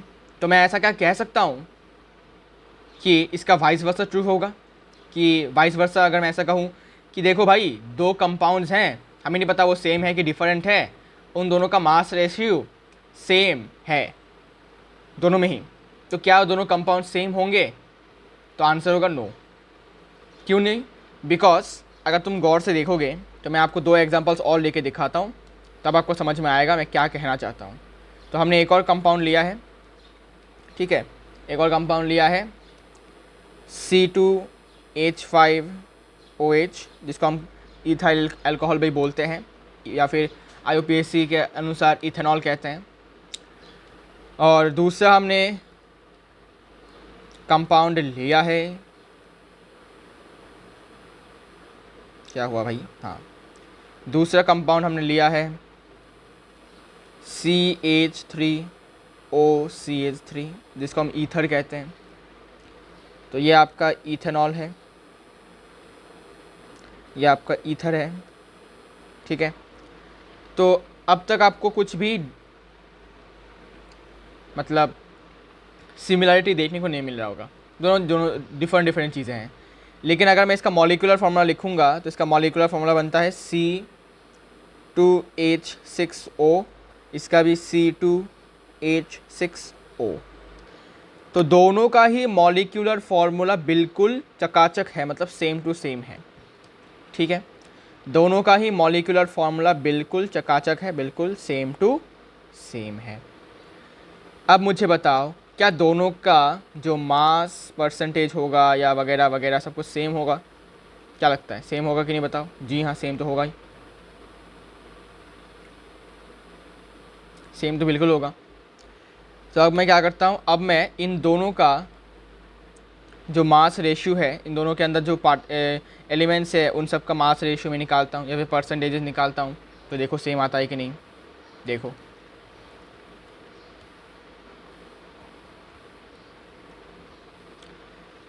Carbon, hydrogen, oxygen, इन सब का ratio निकालता हूँ। Carbon, hydrogen, oxygen mass ratio, ठीक है। देखो carbon यहाँ पर कितना है, कार्बन यहाँ पर 2 कार्बन एटम्स हैं और कार्बन एक एटम का मास होता है 12, तो 2 होंगे 24 इस टू, हाइड्रोजन 6 है तो 6, और ऑक्सीजन का कितना है 16। यहाँ पर भी सेम ही है, 2 कार्बन हैं तो मास हो जाएगा 24, 6 हाइड्रोजन है तो 6 हो जाएगा, और एक ऑक्सीजन का एटम का मास 16 बस। अब डिवाइड करते हैं, किससे डिवाइड करेंगे भाई बताओ? 2 से डिवाइड करके देखते हैं सबको। 2 से डिवाइड करेंगे तो यहाँ पर 12, यहाँ पर 3, यहाँ पर 8, यहाँ पर 12, यहाँ पर 3, यहाँ पर 8, और डिवाइड जाता नहीं है तो इसको लिखेंगे तो हो जाएगा 12:3:8, 12:3:8। तो गौर से देखेंगे तो दोनों ही कंपाउंड्स में जो एलिमेंट्स के मास रेशियो हैं वो आपका सेम आ रहा है, ठीक है। तो देखा जाए तो हमारे लॉ ने क्या कहा था? हमारे लॉ ने ये कहा था कि अगर 2 सिमिलर कंपाउंड्स हैं, दोनों सेम कंपाउंड्स हैं, तो उसमें जितने भी एलिमेंट्स होंगे उन सब का परसेंटेजेस या फिर मास रेशियो सेम रहेगा दोनों ही कंपाउंड्स में, बिकॉज दोनों सेम कंपाउंड है। लेकिन अगर मैं इसका उल्टा करूँ, वाइस वर्सा कहूँ कि अगर दो कंपाउंड्स में जितने भी एलिमेंट्स हैं उन सब का मास रेशियो या फिर परसेंटेज कितना है, अगर वो सेम है तो वो दो कंपाउंड्स सेम ही होंगे, ये ज़रूरी नहीं है। क्या समझ में आया अभी? कि देखो, अगर लॉ के अनुसार देखें तो दो सिमिलर कंपाउंड्स लेंगे तो दो सिमिलर कंपाउंड्स में percentage of all the elements will remain the same. लेकिन अगर इसका मैं उल्टा तरीके से कहूँ कि दो कंपाउंड्स में जो मास रेशियो है या परसेंटेज ऑफ एलिमेंट्स है दोनों में सेम है, तो क्या दोनों एलिमेंट्स भी क्या दोनों कंपाउंड्स भी सेम होंगे? तो ये ज़रूरी नहीं है। ये ज़रूरी नहीं है कि मास रेशियो दोनों कंपाउंड्स का सेम हुआ तो वो दोनों कंपाउंड सेम होंगे। ठीक है, हाँ ये ट्रू है कि दोनों कंपाउंड्स अगर सेम है तो उनका मास रेशियो सेम होगा, लेकिन अगर दोनों कंपाउंड्स का मास रेशियो सेम है तो वो दोनों कंपाउंड सेम होंगे, ये ज़रूरी बिल्कुल भी नहीं है। So the vice versa of this law is not true. ठीक है, ये लॉ जो है इसका जो वाइस वर्सा है वो ट्रू बिल्कुल भी नहीं है। इसका मतलब ये लिमिटेशन इसका बन जाता है यहाँ पर।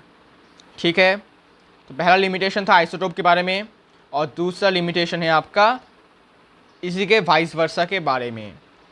तो उम्मीद करता हूँ समझ में आया होगा आपको मैं क्या समझाना चाहता था। बहुत ज़्यादा इम्पॉर्टेंट चीज़ है भाई, समझोगे नहीं तो भूल जाओगे या फिर रट्टा मारोगे तो भूल जाओगे, सिंपल सी बात है। तो कॉन्सेप्ट को समझ जाओ कि क्या कहा जा रहा है। ठीक है, बहुत लोग ये बोलते नहीं है, लिमिटेशंस वाले वगैरह वगैरह बोलते नहीं है। ठीक है, लेकिन मैं बोल देता हूँ बिकॉज कभी ना कभी ज़रूरी हो जाता है ना। अच्छा, फिर हमारा दूसरा लॉ तो हो चुका है यहाँ पर कंप्लीट। ठीक है, हम लास्ट में जाकर सबका एक क्वेश्चंस देख लेंगे। ठीक है, एक साथ एग्जाम्पल के तौर पे। तो अभी के लिए हम इसको एक साथ कंप्लीट कर लेते हैं। ठीक है, जितने भी मतलब कॉन्सेप्ट्स हैं उन सबको हम एक साथ कंप्लीट कर लेंगे तो अच्छे से हमारा हो जाएगा कार्यक्रम। अब देखिए, लॉ ऑफ मल्टीपल प्रोपोर्शन किसे कहते हैं। अब एक और बात मैं यहाँ पर लिख देता हूँ, ये तो आपका मास रेशियो है। ठीक है, इसका वॉल्यूमेट्रिक रेशियो भी पता होना चाहिए आपको। तो मैं ट्राई करता हूँ सब कुछ आपका पता होना चाहिए। ठीक है, सबको इम्पॉर्टेंट बातें भी याद रहनी चाहिए। तो वॉल्यूमेट्रिक रेशियो क्या होता है इसका, H2O का? बहुत सिंपल है, हाइड्रोजन एक गैस है। ठीक है, तो यहाँ पर दो एटम्स हैं तो इसका 2 बन जाता है, और ऑक्सीजन एक गैस है तो इसका एक एटम है तो यहाँ पर 2:1 बन जाता है। ठीक है, ये हम याद रखने का तरीका ऐसा होता है, 2:1। तो हाइड्रोजन इस टू ऑक्सीजन का वॉल्यूमेट्रिक रेशियो 2:1 और मास रेशियो 1:8। ठीक है, याद रख सकते हैं। अच्छा, इसके बाद थर्ड लॉ में आ जाते हैं। Second law, law of constant या फिर डेफिनेट प्रोपोर्शन। थर्ड लॉ ये आपके लिए न्यू है, अभी ये आप क्लास 9th में नहीं पढ़े हो। ठीक है, law of multiple proportion, multiple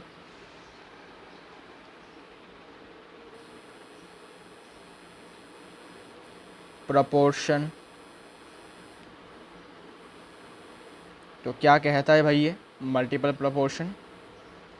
देखो, लॉ ऑफ मल्टीपल प्रोपोर्शन ये कहता है कि जब दो सेम एलिमेंट्स एक से ज़्यादा कंपाउंड्स बनाते हैं तो जो एलिमेंट्स हैं जिनका डिफरेंट मास है, डिफरेंट मास से वो कंबाइन कर रहे हैं, अगर हम उन मासेस का रेशियो करें तो वो सिंपल होल नंबर रेशियोज़ आएंगे। ठीक है, आई नो कुछ घंटा समझ में आया होगा नहीं आपको, तो डेफिनेशन से कुछ भी घंटा समझ में किसी को नहीं आता। ठीक है, ये यूनिवर्सल ट्रूथ है, एग्जाम्पल देना पड़ता है तभी समझ में आता है। ठीक है, ये मेरे लिए भी ट्रू है। ठीक है, मुझे भी एग्जाम्पल चाहिए होता है। तो इसको दिया था जे डैल्टन ने। ठीक है, मल्टीपल प्रोपोर्शन वाला लॉ। और कब दिया था? 17 या नहीं नको 1803 में दिया था। ठीक है, अब इसमें हमें थोड़ा डेफिनेशन को लिखना पड़ेगा। ठीक है, इसके बाद हम इसको समझेंगे।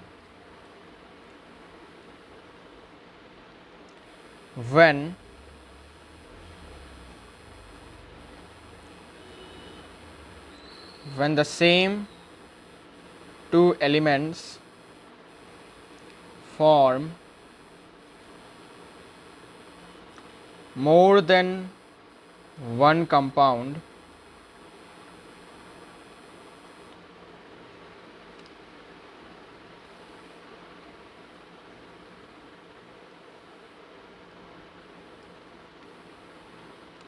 the different masses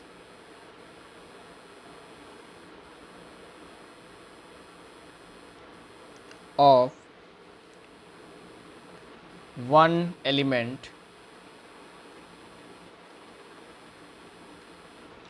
that combines with the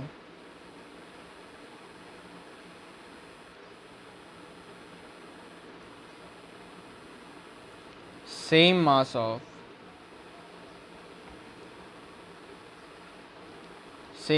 of the other element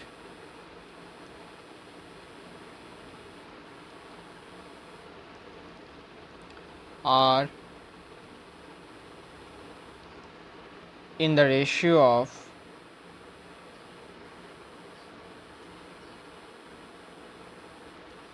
simple whole numbers। ठीक है, तो जब भी दो सेम एलिमेंट एक दूसरे के साथ कंबाइन होकर एक से ज़्यादा कंपाउंड्स बनाते हैं, तो उसमें जिस एलिमेंट का डिफरेंट मास है वो सेम मास वाले एक एलिमेंट के साथ कंबाइन करते हैं। ठीक है, और ये जो कॉम्बिनेशन बनता है इसका रेशियो करें तो सिंपल होल नंबर रेशियो आता है। तो इसका क्या मतलब हुआ, आइए इसको समझते हैं। डेफिनेशन तो सबको समझ में नहीं आता, मुझे भी नहीं आता कभी कभी, है ना। तो मुझे भी एग्जांपल सीखना होता है, तो आपको भी एग्जांपल सीखना पड़ेगा। एग्जांपल से क्लियर आउट होती हैं चीज़ें। देखो,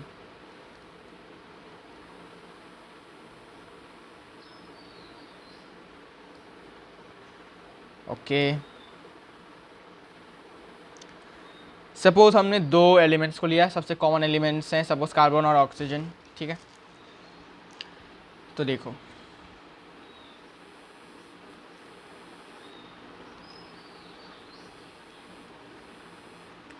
कार्बन और ऑक्सीजन, तो कार्बन और ऑक्सीजन मिलकर हमें बताया है कि दो से ज़्यादा कंपाउंड्स बनाते हैं। कैसे कैसे?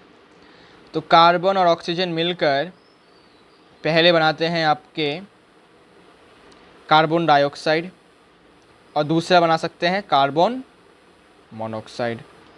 ठीक है, तो देखो दो सेम एलिमेंट्स, ठीक है, जब हम दो एलिमेंट्स लेते हैं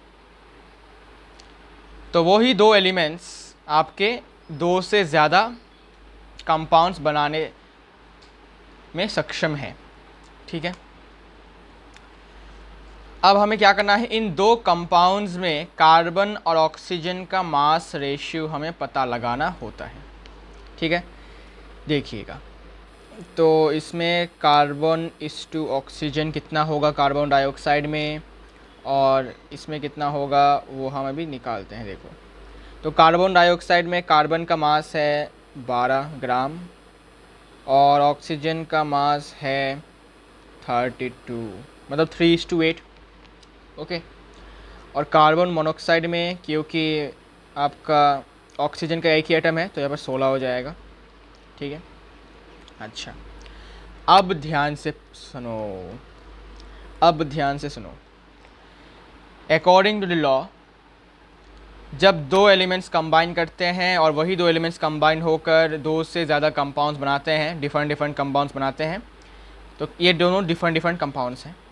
तो उन दोनों कंपाउंड्स में जो कार्बन और ऑक्सीजन का जो रेशियो है, मास रेशियो, ठीक है, वो हमें पहले निकालना होता है। इसके बाद देखो कौन सा आपका कंपाउंड एलिमेंट है जिसका यहाँ दोनों में ही फिक्स्ड मास है, मतलब सेम मास है। तो देखो कार्बन जो है दोनों ही कंपाउंड में सेम मास का है, 12 ग्राम का है, ठीक है। तो यहाँ पर ये आपका fixed mass of one element वाला स्टेटमेंट यहाँ पर कंप्लीट। अब हमें जो डिफरेंट मास वाले एलिमेंट्स हैं, ठीक है, दोनों में ही ऑक्सीजन का ही मास है लेकिन डिफरेंट मासेस है ऑक्सीजन का, उनका हमें रेशियो करना होता है 32:16 करना होता है, 2:1 हमारा आता है।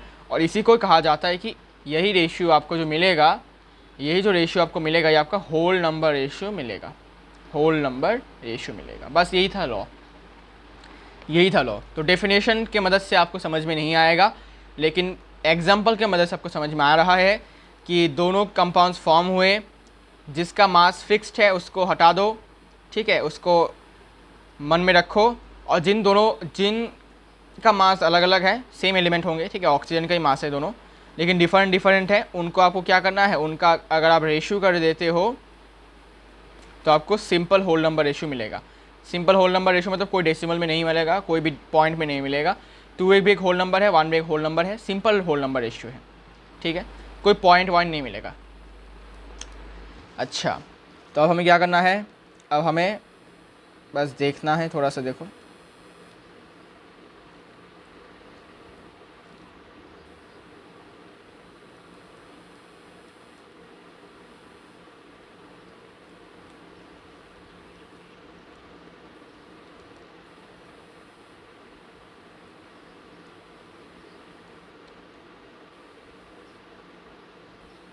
क्या हो गया भाई।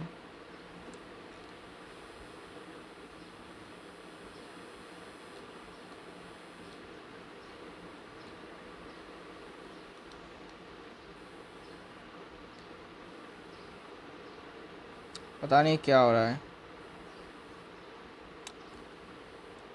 दिक्कत है भाया, पता नहीं क्या दिक्कत हो गया है, काम क्यों नहीं करता।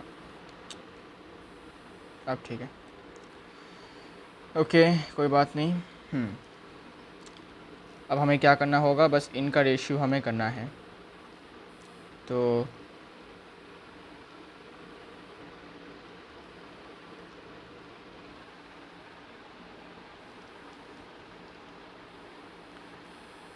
रेशियो, अरे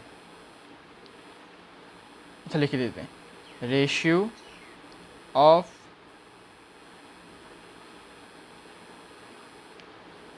different masses of oxygen will be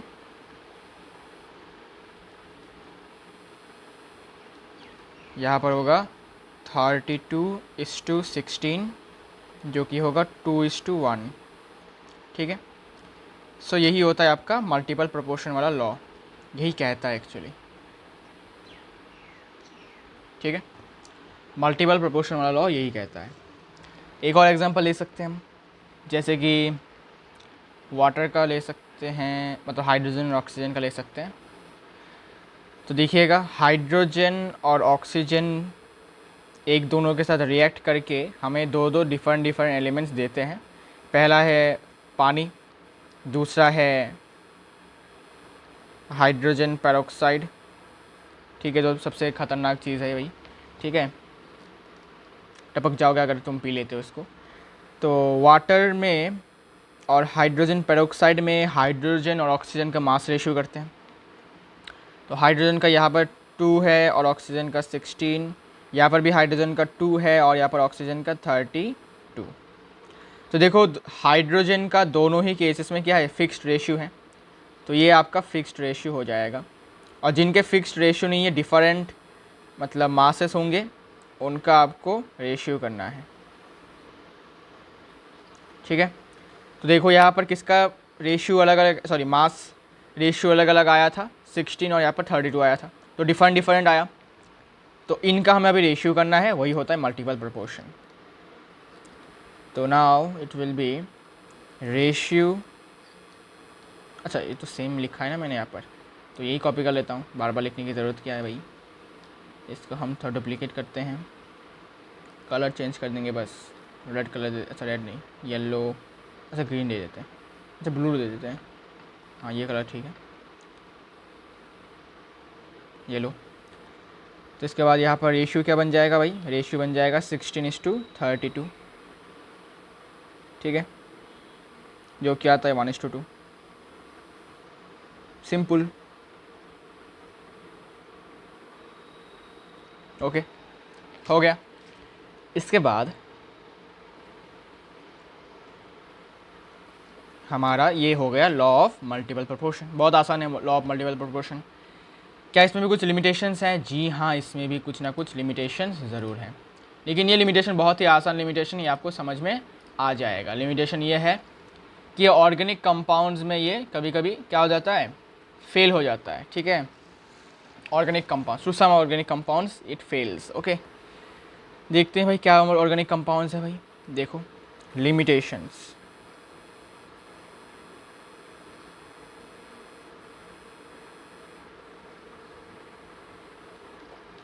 limitation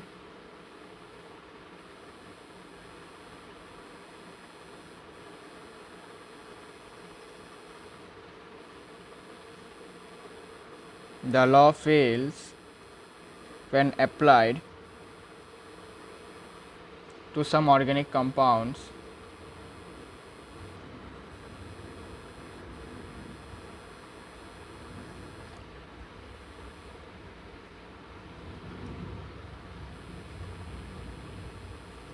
because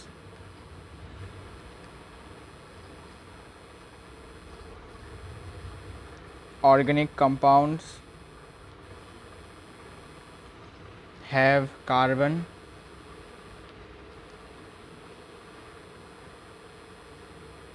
which has a tendency to link itself with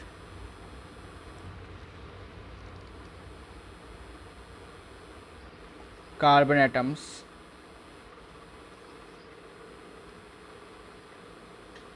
by single, double,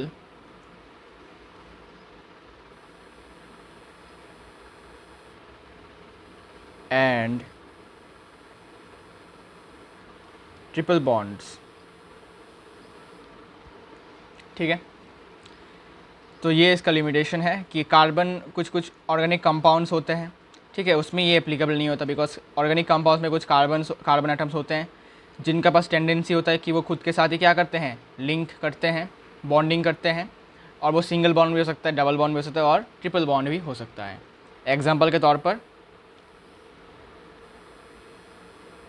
जैसे कि CH4 है, मीथेन, ईथेन और प्रोपेन, ठीक है।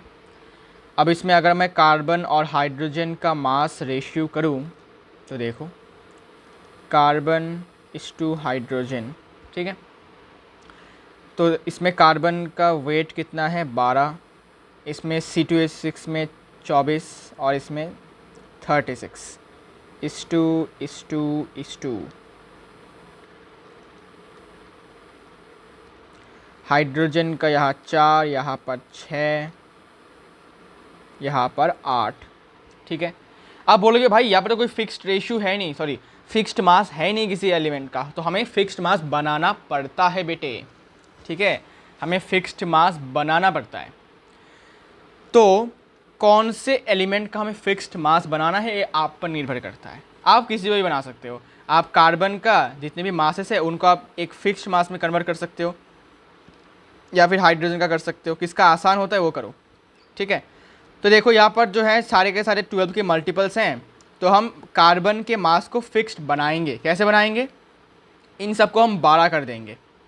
क्या कर देंगे, हम 24 को 12 कर देंगे, 36 को भी 12 कर देंगे। तो उसके लिए बोथ साइड में हमें कुछ ना कुछ डिवाइड तो करना पड़ेगा।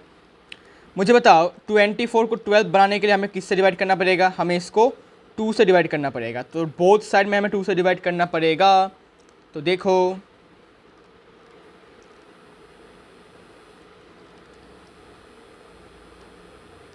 तो यहाँ पर तो 12 भी है, कोई चिंता नहीं है भाई। तो 24 को हमने 2 से डिवाइड किया, यहाँ पर 12 बन गया और बोथ साइड में करना पड़ेगा। तो 6 को 2 से डिवाइड किया, 3 आ गया, ठीक है। अब 36 को 12 बनाने के लिए हमें इसको 3 से डिवाइड करना पड़ेगा और 8 को भी 3 से डिवाइड करना पड़ेगा। तो यहाँ पर क्या बन गया, ये 12 बन गया, लेकिन यहाँ पर बन गया 8/3। अब 8/3 कितना होता है, 8/3 हो जाता है 2.67 अप्रॉक्सीमेटली। तो अब हमारा क्या बन गया है, फिक्स्ड मास बन गया है कार्बन का, है ना। तो कार्बन का हमारा फिक्स्ड मास यहाँ पर बन गया है, ठीक है। अब कार्बन के फिक्स्ड मास के साथ जिनके मासेस फिक्स्ड नहीं है, अगर मैं उनका रेशियो करूँगा तो मुझे सिंपल होल नंबर रेशियो मिलना चाहिए, लेकिन यहाँ पर ये नहीं मिलेगा। देखो, तो रेशियो कॉपी कर लेता हूँ ना इसको।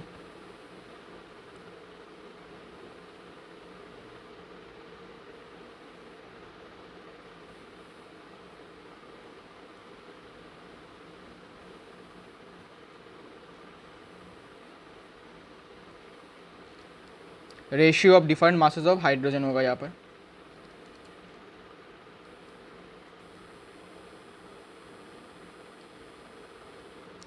तो क्या होगा हाइड्रोजन का डिफरेंट मासेस, देखो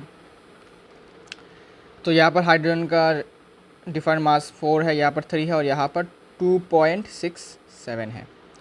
तो क्या ये आपका सिंपल होल नंबर रेशियो है? जी नहीं, ये आपका डेसिमल पॉइंट में आ गया है, जो कि आपका सिंपल होल नंबर रेशियो नहीं है। तो this law fails when there is some organic compounds, ठीक है, when applied to some organic compounds. Organic compounds में अप्लाइड करते ही यहाँ पर आपका गड़बड़म हो जाता है, ठीक है। तो ये बात आपको याद रखना है, this is not a simple whole number ratio.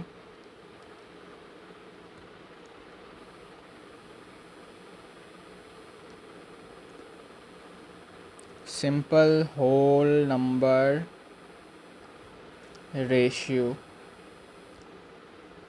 ठीक है, सिंपल होल नंबर रेशियो आपका नहीं है ये। This is not your simple whole number ratio. इसका मतलब ये लॉ यहाँ पर फेल करता है, ठीक है। क्या आपको ये वाला पार्ट समझ में आया कि फिक्स्ड रेशियो करना, सॉरी फिक्स्ड मास करना ज़रूरी है, ठीक है। तो मैंने जितने भी यहाँ पर एग्जांपल्स लिए थे, वहाँ पर क्या हुआ था कि वहाँ पर मुझे फिक्स्ड मास करने की ज़रूरत नहीं थी, ठीक है। ऑलरेडी मुझे फिक्स्ड मास मिल रहा था। लेकिन अगर मुझे ऐसे कंपाउंड्स मिल जाए जहाँ पर मुझे फिक्स्ड मास करना है, तो आपको फिक्स्ड मास करना पड़ेगा। जैसे कि यहाँ पर मुझे फिक्स्ड मास करना पड़ा किसी ना किसी एलिमेंट का। तो हाइड्रोजन को करने से पहले हमने कार्बन का करना सोचा, बिकॉज कार्बन में ये 12 के ही क्या थे, मल्टीपल्स थे। तो हमें ईजी लगा इस पार्ट को सेम बनाने में। आप चाहें तो इसको भी सेम बना सकते हैं, सबको आप 2 से डिवाइड कर सकते हैं, ठीक है। अच्छा, 2 से डिवाइड करेंगे तो होगा क्या, अच्छा हाँ कर सकते हैं। इसको आप 2 में कन्वर्ट कर सकते हैं, इसको भी 2 में कन्वर्ट कर सकते हैं, इसको भी 2 में कन्वर्ट कर सकते हैं। तो इसको 2 में कन्वर्ट करने के लिए हमें बोथ साइड में 2 से डिवाइड करना पड़ेगा। तो ये कितना आ जाएगा, ये आ जाएगा आपका 6:2, ये आ जाएगा आपका 8:3, ठीक है ना भाई, सॉरी 8:2। दोनों तरफ हमने 3 से डिवाइड किया। और इसका कितना आ जाएगा, इसका आ जाएगा आपका इसको डिवाइड करूँगा, हमें 8 से 2 लाना है ना, 8 से 2 लाना है, मतलब ये 4 से डिवाइड करूँगा तो यहाँ पर 2, यहाँ पर 9:4। अच्छा 9:4 करने से हाँ 9:2 हो जाएगा। और फिर यहाँ पर आपका रेशियो आ जाएगा अगर डिवाइड करेंगे, ठीक है, जो भी है सेम ही आएगा वैसे, ठीक है भाई। ये तो हो गया, ओके, ठीक है भाई लोग, ओके। तो आज के लिए इतना ही रखते हैं इसको, ठीक है। नेक्स्ट वीडियो में हम और 3 लॉ एक्सप्लेन करेंगे, डिस्कस करेंगे, ठीक है। वेल आपको समझ में आ गया होगा कि लॉज क्या क्या है, ठीक है। ये दोनों लॉज तो आपके क्लास 9th के हैं, ये वाला क्लास 9th का है और ये भी आपका क्लास 9th का है। बाकी आपको ये वाला जो है, ये वाला आपका क्लास 11th का है। और बाकी और भी 3 लॉज आएंगे, multiple proportion, sorry reciprocal proportion, Gay Lussac's law, और है आपका एवोगाड्रोस हाइपोथेसिस, या फिर इसको एवोगाड्रोस लॉ भी कहा जाता है, ठीक है। इसके बाद हमारा स्टार्ट होगा इंट्रोडक्शन टू मोल कॉन्सेप्ट। और मोल एक बार शुरू हो गया तो बहुत कुछ है पढ़ने को मोल में, लेकिन फिर भी हम बोर्ड्स के लेवल से देखते जाएंगे, ठीक है। तो हम कुछ क्वेश्चंस भी सॉल्व करेंगे, स्टॉकियोमेट्री भी है, स्टॉकियोमेट्री या फिर स्टॉइशियोमेट्री जो भी बोलो, ठीक है। बहुत लोग स्टॉकियोमेट्री बोलते हैं, बहुत लोग स्टॉइशियोमेट्री बोलते हैं। इसके बाद लिमिटिंग रिएजेंट, ठीक है। इसके बाद आएगा आपका कॉन्सेंट्रेशन टर्म्स, ठीक है। इसके बाद आपके बहुत कुछ है पढ़ने को इस चैप्टर में, फिर आपका चैप्टर फिनिश हो जाएगा, ठीक है। अच्छा, कोई दिक्कत नहीं है। फिर हम स्टार्ट करेंगे most probably redox, because redox भी बहुत इंपॉर्टेंट चैप्टर बन जाता है, ठीक है। तो होगा ये सब, हम बातचीत करेंगे धीरे धीरे, हौले हौले, ठीक है। और उम्मीद करता हूँ कि आज का वीडियो आपको पसंद आया होगा। और बहुत लोग मुझे पूछते हैं कि भाई तुम वाइट बोर्ड में क्यों नहीं पढ़ाते हो, तो मेरा ये कहना ये है कि वाइट बोर्ड में मुझे पढ़ाना अच्छा लगता नहीं है, टू बी ऑनेस्ट, ठीक है। मैं एकदम ऑनेस्ट बातें कर रहा हूँ। बिकॉज़ वाइट बोर्ड में क्या होता है कि प्रेजेंटेशन इतना अच्छा होता नहीं है, ठीक है। मुझे अपना प्रेजेंटेशन अच्छा रखना होता है, ठीक है। मुझे पसंद है अपनी प्रेजेंटेशंस को अच्छा बनाना या फिर अच्छा रखना, ठीक है। अगर आपने देखा होगा कि मेरे वीडियोस में प्रेजेंटेशन मैं बहुत ध्यान देता हूँ अपने प्रेजेंटेशन पर, ठीक है। मैं कोई भी प्रेजेंटेशन पर मैं ज़्यादा फोकस करते हुए मैं वीडियोस बनाता हूँ, जिससे कि लोगों को देखने में अच्छा लगे, ठीक है। और मुझे भी देखने में अच्छा लगता है एक्चुअली, प्रेजेंटेशन अगर अच्छा हो जाता है। और सबसे मेन बात यह है कि प्रेजेंटेशन अच्छा होता है तो ऑडियंस भी थोड़ा बहुत यू कैन से खींचे चले आते हैं, you can say one kind of. तो मैं अपना प्रेजेंटेशन अच्छा रखता हूँ हमेशा, कंटेंट प्रेजेंटेशन, लेकिन वो वाइट बोर्ड में पॉसिबल नहीं हो पाता है। बिकॉज देखो, वाइट बोर्ड में अगर मैं कुछ लिखता हूँ तो मुझे वो मिटाना पड़ता है, तो वो जो मेरा लिखने का जो जितने भी चीज़ें हैं मैंने लिखे हैं वो सेम नहीं रहता, ठीक है। सपोज़ मुझे कुछ और, सपोज़ मैं पढ़ा रहा हूँ कुछ एक टॉपिक, तो मुझे पहले वाले टॉपिक से कुछ ना कुछ मुझे फिर से कॉपी करके लाना है, तो वो मैं वाइट बोर्ड में और नहीं कर पाऊँगा, मुझे फिर वापस से लिखना पड़ेगा, टाइम वेस्ट होगा उसमें, ठीक है ना। इससे अच्छा मैं टैब में करवाता हूँ, बिकॉज टैब में मेरा जो रिकॉर्ड रहता है और मैं आपको PDF फाइल्स भी भेज सकता हूँ, ठीक है। तो बहुत ईजी बन जाता है मेरे लिए, इसीलिए मैं टैब को ज़्यादा प्रीफर करता हूँ, ठीक है। और आपको पता ही है कि मैं चाहता तो वाइट बोर्ड से शुरू कर सकता था, लेकिन मैंने अपना जो ये करियर है यूट्यूब पर, ये मैंने अपना वाइट बोर्ड को इग्नोर करते हुए ही टैब से शुरू किया था, ठीक है। तो इसीलिए it is better for me to record videos in tab, ठीक है। और वाइट बोर्ड होगा तो भाई आपको पता है वाइट बोर्ड में कलर इतना ज़्यादा है नहीं मेरे पास, ठीक है। सिर्फ 4 ही कलर्स होते हैं मैक्सिमम, ग्रीन, रेड, ब्लू और ब्लैक, ठीक है। तो सेम कलर्स हैं तो एक बाउंडेड टाइप फील होता है मुझे। इससे अच्छा मुझे टैब में अच्छा लगता है, बहुत सारे कलर्स होते हैं इसमें, तो देखने में अच्छा लगता है ना, पढ़ाने में भी अच्छा लगता है। सो इसीलिए इट्स माई चॉइस, ठीक है।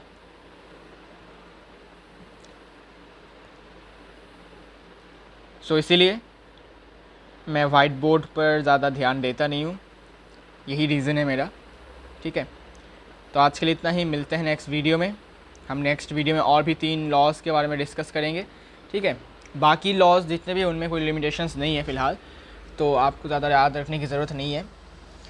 तो हम स्टार्ट करेंगे इसको नेक्स्ट लेक्चर में कंटिन्यू करेंगे। सभी को मेरी तरफ से नमस्कार, take care and bye bye.